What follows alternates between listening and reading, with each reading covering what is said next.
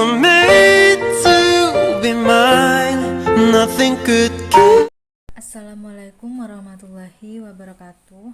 Di sini nama saya Nurista Devi, NIM 2018 096488187. Di sini saya akan menjawab pertanyaan UAS dengan mata kuliah Tarbiyatul Manaqib dan dosen pengampu saya Fikri Farikin MPDI. Nah, di sini ada pertanyaan pertama, yaitu orang-orang yang tidak sependapat dengan amalan warga NU biasanya membedakan amalan warga Nahdiyah dengan dalil sebagai berikut. Yang pertama, barang siapa menimbulkan sesuatu yang baru dalam urusan atau agama kita yang bukan dari agamanya, maka tertolak. Dari HR Bukhari. Sesungguhnya ucapan yang paling benar adalah kitabullah dan sebaik-baik jalan hidup ialah jalan hidup Muhammad. Sedangkan seburuk-buruk urusan agama ialah yang diada-adakan. Tiap-tiap yang diada-adakan adalah bid'ah dan tiap bid'ah adalah sesat dan tiap kesesatan atau menjurus ke neraka. HR Muslim. Apabila kamu melihat orang-orang yang ragu dalam agamanya dan ahli bid'ah sesudah aku atau Rasulullah Shallallahu Alaihi Wasallam tiada, maka tunjukkanlah sikap menjauh atau bebas dari mereka. Perbanyaklah lontaran dan kata tentang mereka dan kasusnya. Dustakanlah mereka agar mereka tidak makin merusak atau citra Islam. Waspadai pula orang-orang dikhawatirkan meniru-niru bid'ah mereka. Dengan demikian Allah akan mencatat bagimu pahala dan akan meninggalkan derajat kamu di akhirat. Dari akhir At-Tahawi. Nah, di sini ada pertanyaannya, bagaimana Anda menanggapi hadis-hadis seperti ini dan apakah memang benar semua bid'ah itu tertolak? Baiklah, saya akan menjawab pertanyaan ke-1. Nah, di sini dijelaskan setelah kita membaca hadis-hadis di atas secara cermat telah diterangkan bahwa umat Islam ahlu sunnah wal jamaah sangat menolak bid'ah dihalalah, persis dengan hadis 2 di atas, yaitu menolak perilaku menciptakan ibadah baru yang bertentangan dengan ajaran syariat Islam. Contohnya pelaksanaan doa bersama muslim non-muslim karena perilaku itu bertentangan dengan Al-Quran.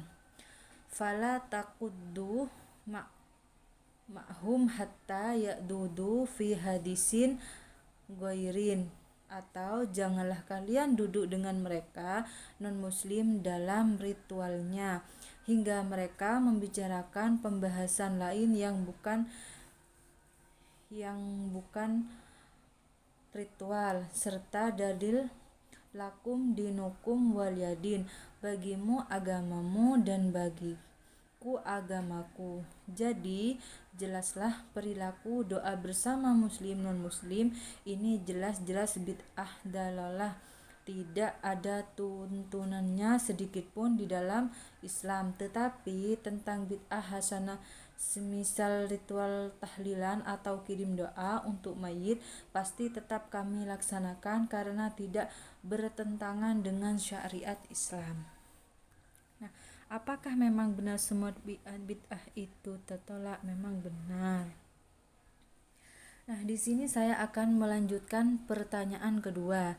Yang di sini ada apa yang dimaksud dengan manaqib? Bacaan manaqib untuk apa? Kapan manaqib dilaksanakan? Apa itu manaqib Syekh Abdul Qadir Jailani? Apa itu zikir manaqib Syekh Abdul Qadir Al-Jailani ala Al-Qadiri? Di sini saya akan menjawab pengertian dari manaqib. Manaqib sendiri berasal dari kata manaqib yang berarti biografi ditambah dengan akhiran. Menjadi manakiban sebagai istilah yang berarti kegiatan pembacaan manakib. Di dalam perkembangannya, manakib saat ini lebih identik dengan hakikat seseorang atau cerita tentang sejarah hidup, biografi atau riwayat hidup yang berkaitan dengan sejarah kehidupan orang-orang soleh yang sudah dikenal oleh masyarakat sebagai orang penting. Sejarah kehidupan tersebut lebih sering mengulas secara hal tentang seseorang seperti kelahirannya, silsilah keturunannya, kegiatan dan langkah perjuangannya, guru-gurunya, sifat-sifatnya, akhlak, kepribadian, dan lain-lainnya. Untuk pertanyaan yang selanjutnya, bacaan manakib itu apa? Di sini sudah dipaparkan. Bacaan manakib itu salah satu hal yang bisa menambah rasa kecintaan kita kepada para wali adalah dengan membaca manakibnya. Dengan membaca manakibnya kita bisa mengetahui kesalehan dan kebaikannya dan diharapkan bisa meneladaninya. Kapan manakib dilaksanakan? Biasanya manakib dilaksanakan itu pada malam Jumat. Nah, biasanya itu di malam Jumat Legi. Di sini disebutkan juga manakib merupakan karya sastra yang berisi tentang cerita keramat. Nah, di sini manakib Syekh Abdul Qadir Jailani bercerita tentang kehidupan pribadi Syekh Abdul Qadir Jailani dari kecil hingga meninggal disertai dengan cerita keramat tokoh tersebut. Pertanyaan selanjutnya, apa itu zikir manakib Syekh Abdul Qadir Al-Jailani ala Al-Qadiri? Zikir manakib Syekh Abdul Qadir Jailani di bawah bimbingan Kiai Haji Ahmad Muzaki Syekh adalah salah satu bentuk ibadah melalui majelis zikir yang berusaha mengantarkan jamaahnya untuk mengenal akrab sebagai menumbuhkan rasa cinta kepada Allah. Hasil penelitian yang dilakukan, manakib ini menyebut antusiasme masyarakat dengan adanya majelis zikir manakib beliau begitu besar. Kiai Muzaki juga memberikan arahan kepada para jamaah, jika para jamaah ingin mendapat cinta Allah Subhanahu wa taala, maka dia harus mengamalkan zikiran. Bil barokati wal karomati sultanul aulia Syekh Abdul Qadir Al-Jailani bisyafaati nabiyina Muhammadin sallallahu alaihi wasallam bibiznillahi wa ridallah. Ya Allah innaka ala huli syai'in. Saya akan melanjutkan untuk pertanyaan yang ketiga. Di sini saya ingin bertanya tentang tawasul. Saya tahu bahwa orang yang meminta tawasul atau perantaraan dari kuburan atau meminta kepada orang mati adalah doa kepada selain Allah, dan itu tidak benar. Akan tetapi ada orang bilang, tetapi apa salahnya saya meminta doa kepada orang yang soleh yang masih hidup? Dengan begitu, apa salahnya pula meminta doa itu darinya sesudah dia meninggal? Bagaimana saya menjawab sanggahan saudara saya itu? Tawasul bagaimana yang dibolehkan dan tawasul bagaimana yang tidak diperbolehkan. Tawasul sendiri di sini secara bahasa artinya mendekatkan diri. Di antaranya dalam firman Allah, dan mohon wasilah untuk mendekat diri kepada mereka. Tawasul dibagi menjadi dua, tawasul yang disyariatkan dan tawasul yang dilarang. Tawasul yang disyariatkan yaitu mendekatkan diri kepada Allah Subhanahu wa taala dengan amalan yang dia cintai dan dia ridhoi, berupa ibadah-ibadah yang wajib dan sunnah, baik berupa ucapan, perbuatan atau keyakinan. Bentuknya bisa bermacam-macam. Bertawasul kepada Allah dengan asma dan sifatnya, Allah berfirman, hanya milik Allah Subhanahu wa taala Asmaul Husna, maka bermohon kepadanya dengan menyebut Asmaul Husna itu, dan tinggalkanlah orang-orang yang menyimpang dari kebenaran dalam menyebut nama-namanya. Nanti mereka akan mendapat balasan terhadap apa yang telah mereka kerjakan. Quran Surah Al-Arafah 180. Caranya, seorang hamba ketika berdoa kepada Allah terlebih dahulu menyebutkan namanya yang sesuai dengan permintaannya, seperti menyebutkan nama yang Maha Pengasih Ar-Rahman ketika ia meminta belas kasihan, atau menyebut nama yang Maha Pengampun atau Ghafur ketika memohon ampunan dan sejenisnya. Yang kedua, bertawasul kepada Allah dengan iman dan tauhid. Allah berfirman, "Ya Rob, kami telah beriman kepada apa yang telah Engkau turunkan dan telah kami ikutkan Rasul. Karena itu, masukkanlah kami ke dalam golongan orang-orang yang menjadi saksi." Atau tentang keesaan Allah, Quran Surat Ali Imran ayat 53. Yang ketiga, bertawassul dengan amal soleh, yakni dengan cara seorang hamba memohon kepada melalui amalan yang ikhlas yang pernah dia lakukan, yang bisa diharapkan seperti sholat, puasa, dan membaca Al-Quran, atau kesuciannya dalam menjaga diri dari maksiat dan sejenisnya. Di antaranya seperti yang disebutkan dalam hadis Al-Bukhari dan Muslim tentang kisah 3 orang yang masuk gua, tiba-tiba pintu gua tertutup oleh batu besar, lalu mereka berdoa kepada Allah dengan menyebutkan amalan-amalan yang mereka paling diharapkan pahalanya.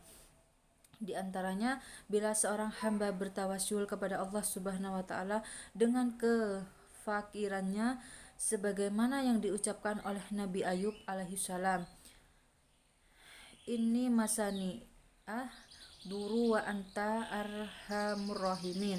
Sesungguhnya aku telah mengalami kesengsaraan, dengan Engkau adalah yang Maha Pengasih dari segala Maha Pengasih.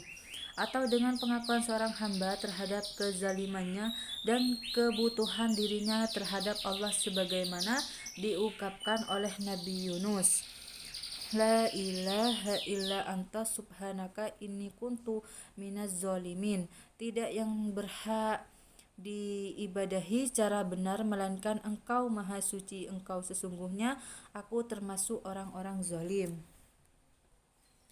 Tawasul yang disyariatkan ini pun beda hukumnya. Yang satu dengan yang lainnya ada yang wajib, seperti tawasul dengan menyebutkan nama dan sifat Allah Subhanahu wa taala atau dengan tauhid.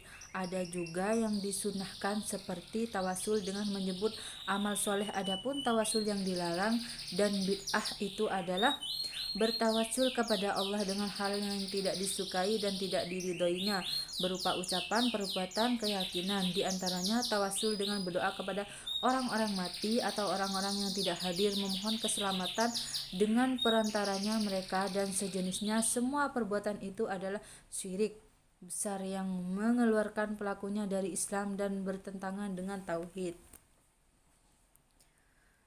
Berdoalah kepada Allah Subhanahu wa taala baik dalam bentuk doa permohonan seperti meminta sesuatu dan meminta diselamatkan dari bahaya, atau doa ibadah seperti rasa tunduk dan pasrah di hadapan Allah Subhanahu wa taala. Kesemuanya itu tidak boleh dialamatkan kepada selain Allah, memalingkan dari Allah Subhanahu wa taala adalah syirik dalam berdoa. Allah berfirman, dan Rabbmu berfirman, "Berdoalah kepadaku, niscaya akan ku perkenakan bagimu. Sesungguhnya orang-orang yang menyombongkan diri dari menyembahku akan masuk neraka jahanam dalam keadaan hina dan dina." Quran Surah Al-Mu'min ayat 60. Allah menjelaskan dalam ayat di atas, ganjaran bagi orang-orang yang enggan berdoa kepadanya bisa jadi dengan berdoa kepada selainnya atau dengan tidak mau berdoa kepadanya secara global dan rinci karena takabur atau sikap ujub, meski tidak sampai berdoa kepada selainnya. Allah juga berfirman, "Berdoalah kepada Allah Subhanahu wa taala dengan rasa tunduk dan suara perlahan." Dalam ayat ini Allah memerintahkan berdoa kepadanya bukan kepada selainnya. Allah berfirman menceritakan ucapan ahli neraka. Demi Allah, sesungguh kami dahulu di dunia berada dalam kesesatan yang nyata. Tatkala kami menyamakan kalian dengan Rabb sekalian makhluk. Segala bentuk penyamaan Allah Subhanahu wa taala dengan selainnya dalam ibadah dan ketaatan, maka itu adalah perbuatan syirik terhadapnya. Jadi untuk membantah yang dituturkan oleh teman Anda itu bahwa meminta sesuatu kepada mayit adalah syirik, bahkan meminta kepada orang hidup dalam batas yang hanya mampu dilakukan olehnya pun juga termasuk syirik.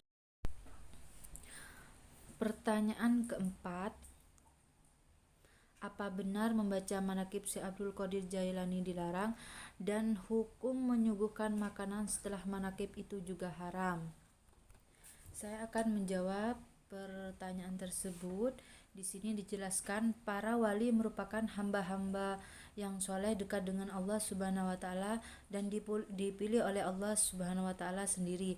Banyak sejarah hidup para wali atau dikenal sekarang dengan nama manaqib yang telah dibukukan seperti manaqib Syekh Abdul Qadir Al-Jailani. Karena mereka adalah hamba-hamba pilihan Allah, maka sudah sewajarnya jika kita mencintai mereka. Salah satu hal yang bisa menambah rasa kecintaan kita kepada para wali adalah dengan membaca manaqibnya. Dengan membaca manaqibnya, kita bisa mengetahui kesalehan dan kebaikannya dan diharapkan bisa meneladaninya. Dari sini dapat kita pahami bahwa membaca manaqib Syekh Abdul Qadir Al-Jailani itu sangat baik. Apalagi beliau juga menyandang gelar sebagai Sultan Al-Awaliyah atau pemimpin para wali. Sedangkan mengenai suguhan makanan baik sebelum atau setelah manaqiban, pada dasarnya merupakan penghormatan kepada para tamu yang diundang. Dengan kata lain, penyuguhan itu dalam rangka memuliakan tamu, sedangkan kita dianjurkan memuliakan tamu karena memuliakan tamu termasuk salah satu tanda dari kesempurnaan atau benarnya keimanan kita. Hal ini sebagaimana sabda Rasulullah SAW bersabda, barang siapa yang beriman kepada Allah Subhanahu wa taala dan hari akhir dengan iman yang sempurna, maka hendaknya ia memuliakan tamunya. Islam sangat menganjurkan kepada umatnya untuk memuliakan tamu dan mengategorikan pemuliaan kepada tamu sebagai salah satu tanda benarnya keimanan.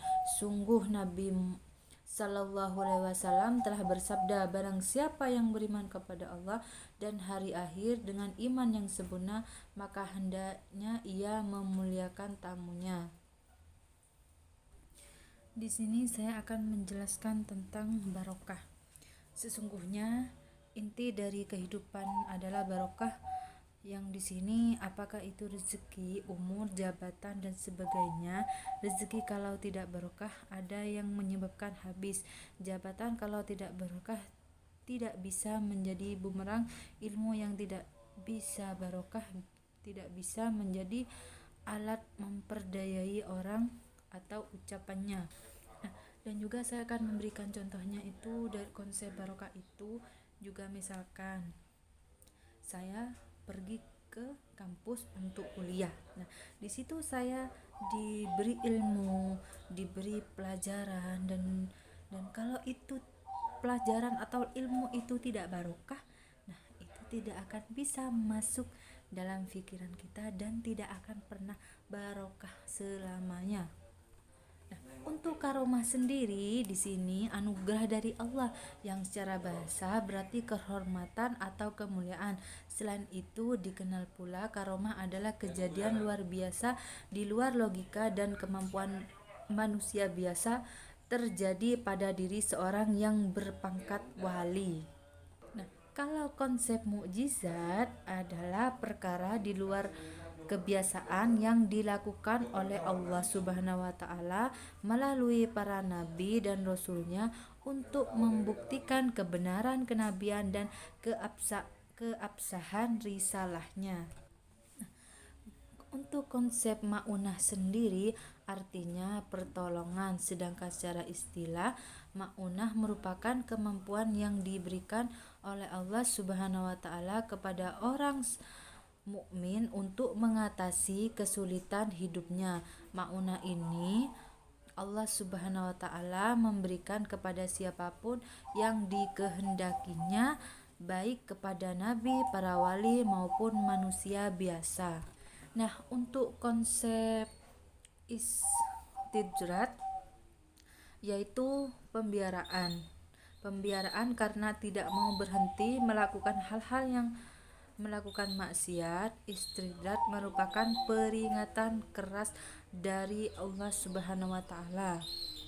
Karena Allah Subhanahu wa taala melimpahkan rezeki, kebahagiaan dan kenikmatan dunia lainnya kepada setiap orang yang Dia kehendaki. Kenikmatan tersebut bisa menjadi peringatan akan azab Allah Subhanahu wa taala apabila diberikan kepada orang yang sering melalaikan ibadah dan merasa tenang dalam maksiatnya.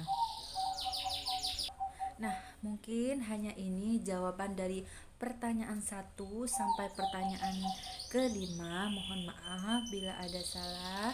Saya akhiri. Wassalamualaikum warahmatullahi wabarakatuh.